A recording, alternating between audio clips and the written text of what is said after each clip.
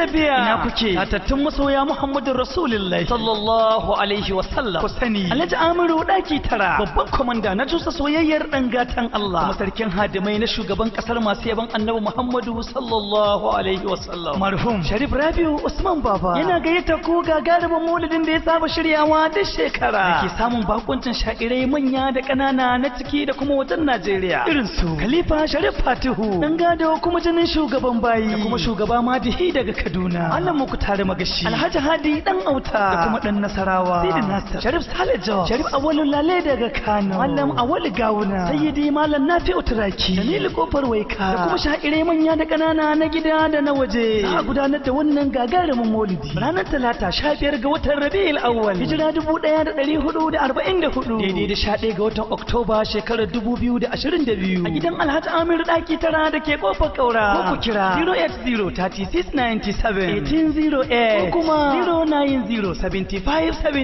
09075707875 za kuma iya kiran 07055015823 Alhaji Amiru na ta kira yan wana kuma ta taho masoya annabi lokaci yayi